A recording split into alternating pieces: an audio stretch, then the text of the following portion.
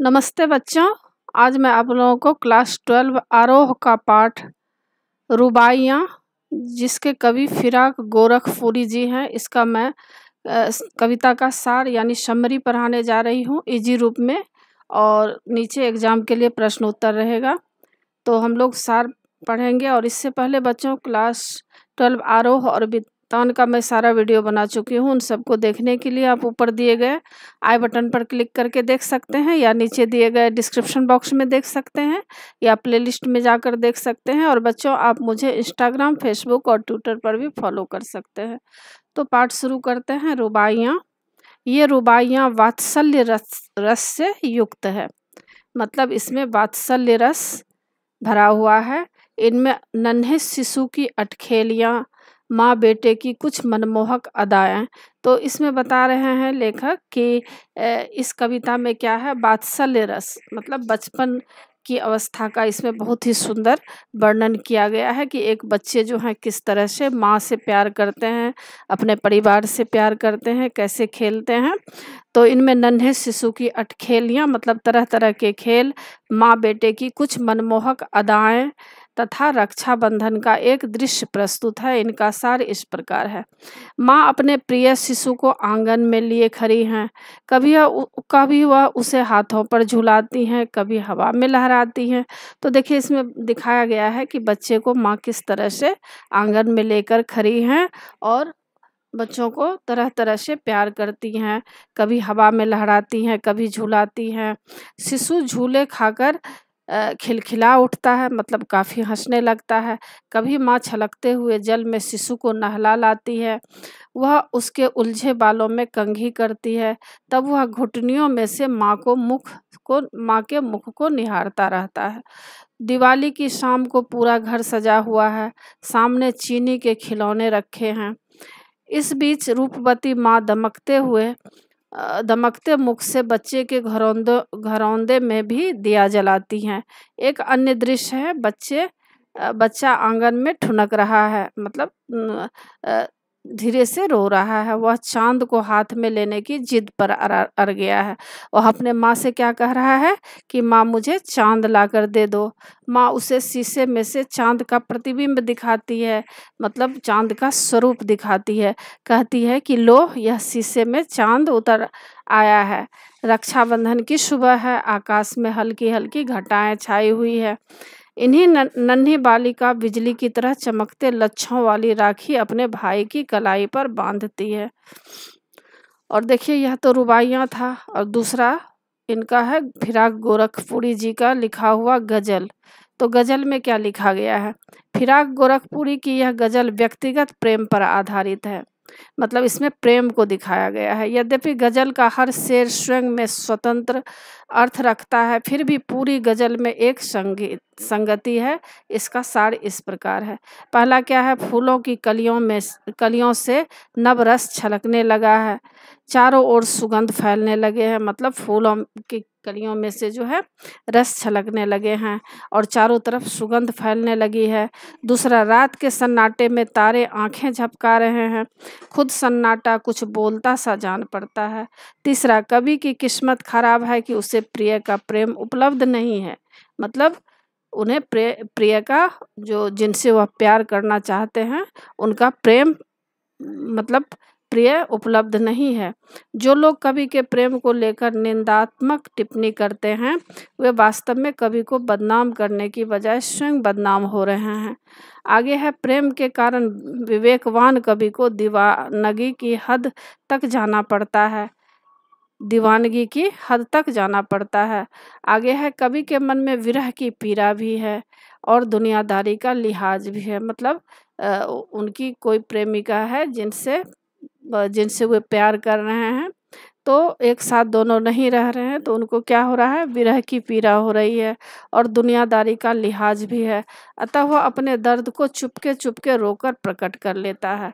आगे है, प्रेम में भी प्रेमी की प्रकृति महत्व रखती है। जो जितना स्वयं को खो देता है वह उतना ही गहरा प्रेम कर पाता है। आगे है, कवि का हर एक शेर आंसुओं में डूबा हुआ है। दुनिया की चमक दमक के बीच उनकी शायरी और विरह वेदना को महसूस करना जरूरी है। रात के सूनेपन में जब फरिश्ते गुनाहों का लेखा जोखा देख रहे होते हैं, तब कवि को शराब की महफिल में बैठकर अपनी प्रेयसी की याद आती है। फिराक को इस बात पर गर्व है कि उसकी गज़लों में भी मीर की गज़ल का प्रभाव आ गया है। और बच्चों, आगे यह तो सारांश था। आशा है कि आपको सारांश समझ में आ गया होगा। और आगे प्रश्न उत्तर है।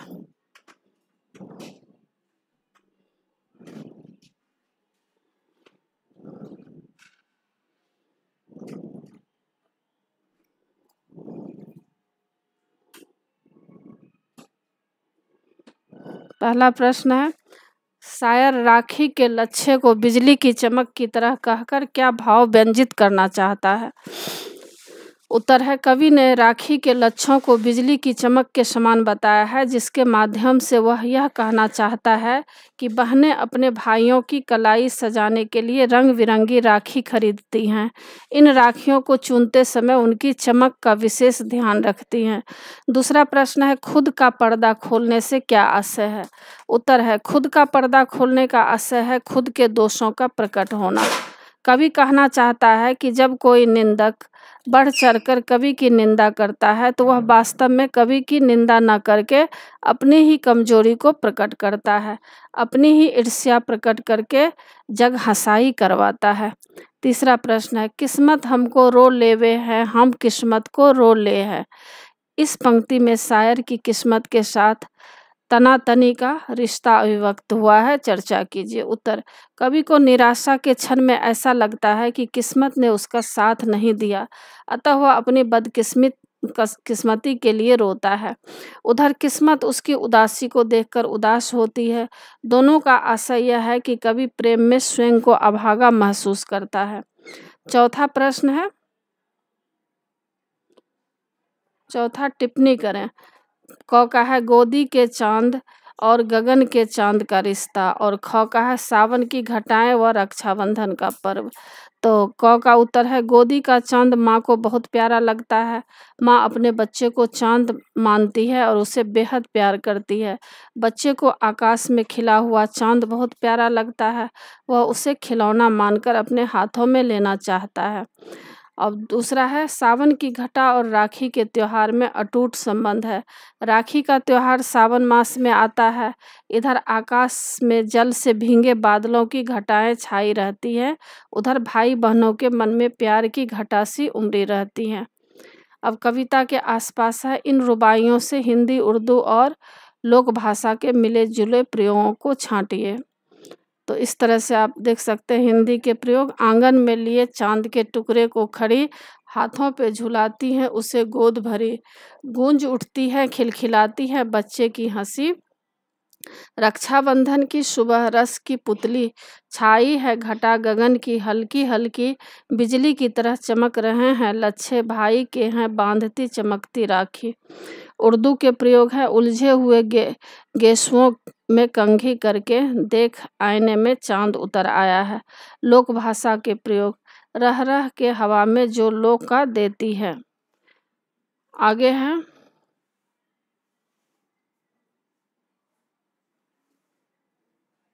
कविता में भाव एक विचार होते हुए भी उसका अंदाजे बयां या भाषा के साथ उसका बर्ताव अलग अलग रूप में अभिव्यक्ति पाता है। इस बात को ध्यान रखते हुए नीचे दी गई कविताओं को पढ़ें और दी गई फिराक की गजल रुबाइयों से समानार्थी पंक्तियां ढूंढें।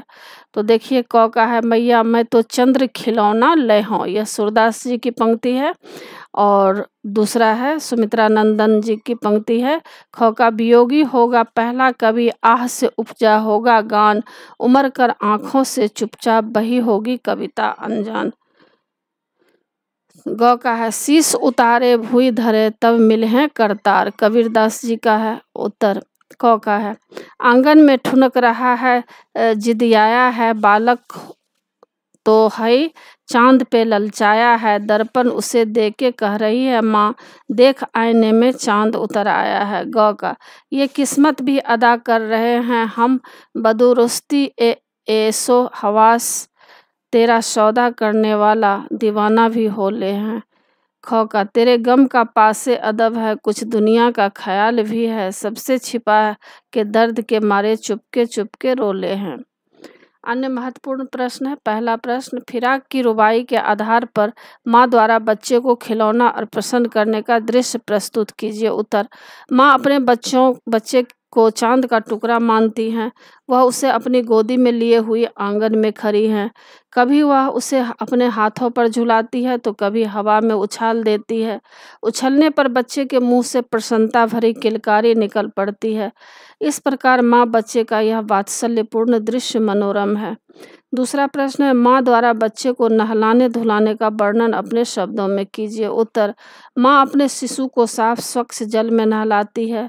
वह अपने हाथों से जल को उछाल उछाल कर बच्चे के तन पर डालती है। बाद में वह उसके उलझे हुए गीले बालों में कंघी करती है।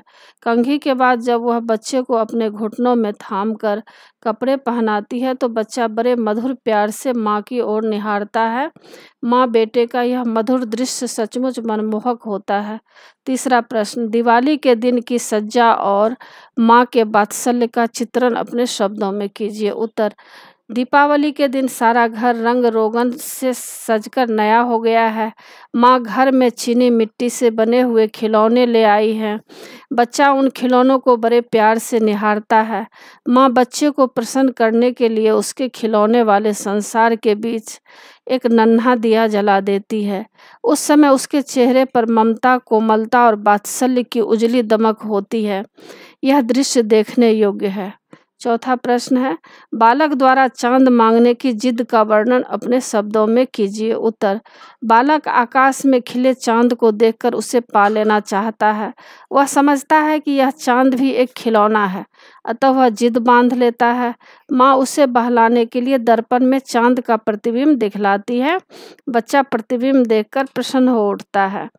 पांचवा प्रश्न, रक्षाबंधन के बारे में कवि ने क्या कहा है। उत्तर, कवि ने रक्षाबंधन के बारे में कहा है कि आकाश में हल्के हल्के बादल छाए हुए हैं। इस बीच नन्ही सी प्यारी बहन अपने भाई के लिए चमकदार राखी लेकर आती है। राखी चमकदार लच्छों वाली है। वह उस राखी को भाई की कलाई पर बांधने के लिए तैयार है। छठा प्रश्न है, फिराक की गजल वियोग श्रृंगार से संबंधित है, सिद्ध कीजिए। उत्तर, फिराक की गजल प्रेम के वियोग पक्ष से संबंधित है। वियोग में प्रेमी अपनी प्रेमिका की याद में रोता है और तड़पता है। उसकी आंखें आंसुओं से छलकती रहती है। इस गजल में यही विरह वेदना व्यक्त हुई है। प्रमाण स्वरूप यह शेर देखिए, तेरे गम का पासे अदब है, कुछ दुनिया का ख्याल भी है, सबसे छिपा के दर्द के मारे चुपके चुपके रो लेते हैं। फिराक अपनी गजल के शेरों की चमक के पीछे अपने आंसुओं को ही मानते हैं। वे कहते हैं, आवो ताओ असआर न पूछो, तुम भी आंखें रखो हो, ये जगमग बैतों की दमक है या हम मोती रोते हैं। सातवां प्रश्न है, फिराक की गजल में प्रेम की दीवानगी व्यक्त हुई है, प्रमाणित कीजिए। उत्तर, फिराक की गजल में प्रेम की मस्ती और दीवानगी है। यह दीवानगी भीगी भीगी सुनी रातों में अपनी प्रिया की याद करते हुए व्यक्त होती है। देखिए, तारे आंखें झपकावे हैं, जर्रा जर्रा सोए हैं, तुम भी सुनो हो यारो, सब में सन्नाटे कुछ बोले हैं। कवि की दीवानगी के कारण रात का सन्नाटा भी बोलता हुआ जान पड़ता है। वे स्वयं स्वीकार करते हैं कि उन्होंने सोच समझकर प्रेम की दीवानगी को अपनाया है। ये कीमत भी अदा कर रहे हैं हम, बदरुस्ती ऐशो हवास, तेरा सौदा करने वाले दीवाना भी हो ले है। आठवां प्रश्न है, फिराक प्रेम की सफलता के लिए समर्पण का महत्व मानते हैं, सिद्ध कीजिए। उत्तर, फिराक मानते हैं कि प्रेम की सफलता के लिए प्रेमी का समर्पण आवश्यक है।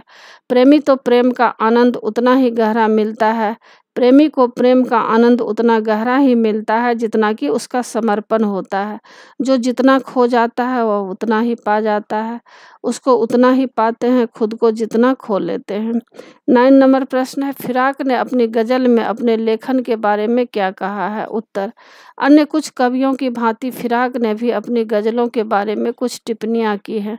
उन्होंने कहा है कि उनकी गजलें उनके हृदय की गहराइयों से निकली है, उनकी आँखों के आंसू ही उनके शेरों में चमक बनकर प्रकट हुए हैं। वे कहते हैं, आओ ताब अशआर न पूछो तुम भी आंखें रखो हो, ये जगमग बैतों की दमक है या हम मोती रोले हैं। अंतिम शेर में वह अपनी शायरी में मीर की प्रतिध्वनि गूंजते देखते हैं। वह स्वयं अपनी शायरी पर मुग्ध होकर कहते हैं, सदके फिराक एजाजे सुखन के कैसे उड़ा लिए आवाज़, इन गज़लों के पर्दों में तो मीर की गज़लें बोले हैं। 10 नंबर प्रश्न है, फिराक की गज़ल में प्रकृति को किस तरह चित्रित किया गया है? उत्तर, फिराक की गज़ल में रस फैलाती कली का तथा रात के सन्नाटे का सुंदर चित्रण हुआ है। फूलों की कली रस और गंध से भीगी अपनी पंखुड़ियों को खोलकर मानो आकाश में उड़ने चली है। रात का सन्नाटा मौन है, तारे भी आंखें झपकाए सो गए हैं। ऐसे में केवल सन्नाटा ही बोल पड़ता है। 11 नंबर प्रश्न है, रुबाइयाँ के आधार पर घर आंगन में दिवाली और राखी के दृश्य मृमों को अपने शब्दों में समझाइए। उत्तर, दिवाली की शाम है, घर का आंगन साफ सुथरा और सजा समरा है। माँ अपने बच्चे के लिए चीनी मिट्टी के खिलौने सजाती है, उनके बीच एक दिया भी जलाती है। बच्चा इससे प्रसन्न हो उठता है। राखी का दिन है, आसमान में बादलों की घटा छाई है। नन्ही गुड़िया पाँव में पाजेब पहने रश की पुतली सी जान पड़ती है। वह प्रसन्नतापूर्वक भाई की कलाई पर राखी बांध रही है। तो इसी के साथ बच्चों पाठ की समाप्ति होती है। आशा है आप लोगों को सारा पाठ अच्छी तरह समझ में आ गया होगा और एग्ज़ाम के लिए तैयार कर लीजिएगा। और बच्चों, आप मेरे चैनल देव जनागरी को ज़रूर सब्सक्राइब कीजिएगा और सब्सक्राइब के बगल में बेल आइकन बटन है, उसे क्लिक कीजिएगा, लाइक कीजिएगा और शेयर कीजिएगा। कमेंट्स ज़रूर कीजिएगा कि आपको यह पाठ कैसा लगा। नए पाठ के साथ फिर मैं मिलूँगी बच्चों। धन्यवाद।